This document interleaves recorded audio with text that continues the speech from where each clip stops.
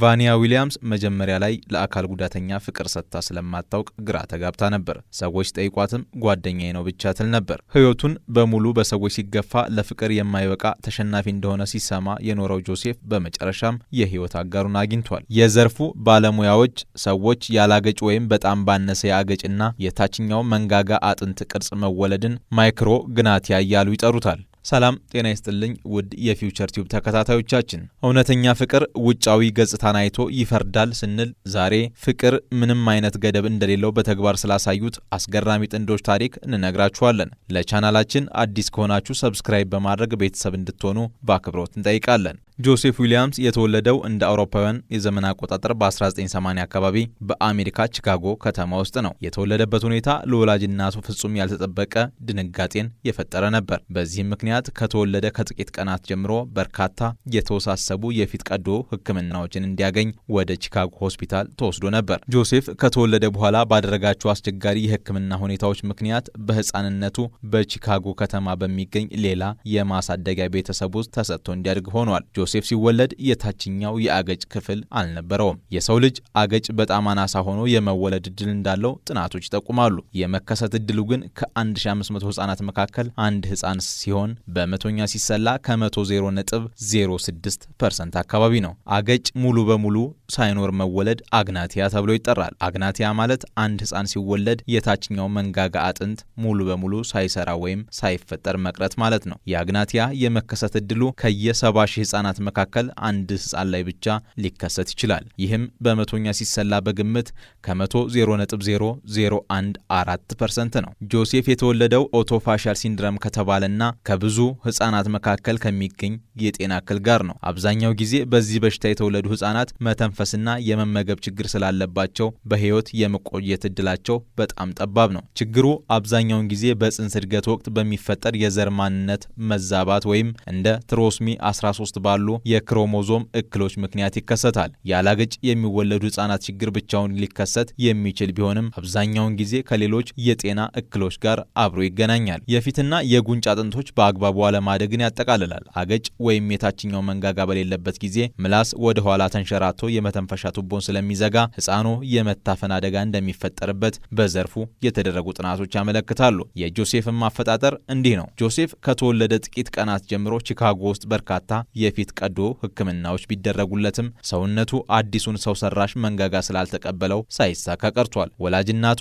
ገና በህፃንነቱ ለማሳደጊያም ሰጥተውታል። ጆሴፍ በአፉ መመገብ ስለማይችል በሆዱ ላይ በተገጠመ ልዩ የቱቦ መስመር በቀጥታ ምግብ ወደ ጨጓራው እንዲገባ ይደረጋል። መናገር ስለማይችል ከሰዎች ጋር ለመግባባት በጽሁፍ የተጻፈን ወደ ድምጽ መተግበሪያ በመቀየር በስልክ ላይ በመጻፍና የምልክት ቋንቋዎችን ይጠቀማል። ጆሴፍና ቫኒያ በ2019 እንደ አውሮፓውያን አቆጣጠር በተመሳሳይ የሥራ ቦታ ላይ ተገናኙ።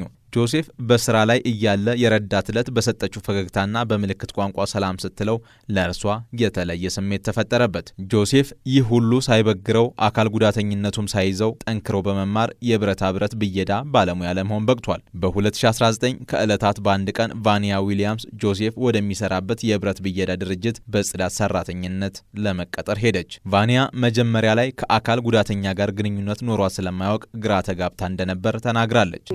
When I first met Joe at work, I seen him walk into the building, and it was early in the morning. And when I saw Joseph, I was thinking to myself, am I really seeing this? Because የሚያገኟቸው ሰዎች በሁለቱ መካከል ስላለው ግንኙነት ሲጠይቋቸውም ጓደኛዬ ብቻ ነው ትል ነበር። ነገር ግን የጆሴፍ ቀልደኛነት፣ መልካም ባህሪና ጠንካራ ስብዕና ስታውቅ ለእርሱ ያላት አመለካከት ተቀየረ። ጆሴፍ የተፈጠረበት አፈጣጠር በበርካቶች እንዲገፋና ስለ ተቃራኒ ጾታ ለማሰብ ፍላጎት እንዳይኖረው እንዳደረገው ተናግሯል። ጆሴፍ ሕይወቱን ሙሉ ብቸኛ ሆኜ እሞታለሁ ብሎ ያስብ እንደነበር፣ ነገር ግን በራሱ ማመን ሲጀምር ፍቅር ሕይወቱን እንደቀየረለት ያስረዳል።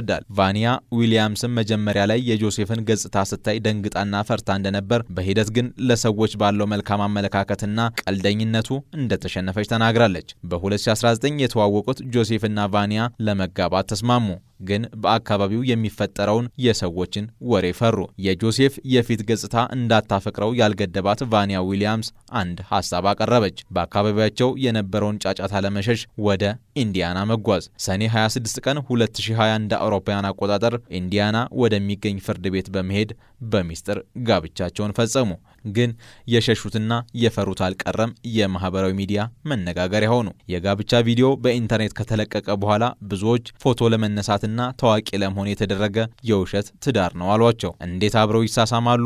ሚስቱ በገንዘብ ምክንያት ነው ያገባቸው የሚሉ ስድቦች ቫኒያ ላይ ደረሱባት። ቫኒያ ግን እኔ ከሱ በፊትም ቢሆን ከ18 ዓመት ጀምሮ የራሴ ገንዘብ ያለኝ ሀብታም ነኝ፣ ያገባሁት ለገንዘብ ሳይሆን ለልቡ ነው ስትል ምላሽ ሰጠች። ውጫዊ ገጽታ ከጊዜ በኋላ ይጠፋል፣ እውነተኛ ፍቅር ግን የሰውን ማንነት መቀበል ነው ስትል ቫኒያ ትመልሳለች። ጆሴፍ ሕይወቱን ሙሉ ብቸኛ ሆኜ ሞታለሁ ብሎ ያስብ እንደነበረና ነገር ግን ቫኒያን ካገኘ በኋላ በራሱ ማመን ሲጀምር ፍቅር ሕይወቱን እንደቀየረው ያስረዳል። የኔ ታሪክ ፍቅር ፊት ወይም ውጫዊ ውበት የሌለው ነገር ግን የንጹህ ልብ ትስስር መሆኑን ነው የሚያሳየው ሲል ጆሴፍ ሁኔታውን ያስረዳል። ጥንዶቹ በአሁኑ ወቅት በትዳራቸውና ማህበራዊ ሚዲያ ላይ የሚደርስባቸውን አሉታዊ ጫናዎችን በመቋቋም ላይ ያተኮሩ ናቸው። ወደፊት ልጅ የመውለድ ፍላጎት እንዳላቸው ይናገራሉ። ጆሴፍ አሁን ላይ ትኩረቱ ብረት ስራው ላይና በትርፍ ጊዜው በዲጄነት ሙዚቃዎችን በማጫወት ነው። ብዙ አነጋጋሪ የሆነው ብዙዎች ብዙ ያሉለት ነገር ግን ፍቅር የሞላበት የጆሴፍና የቫኒያ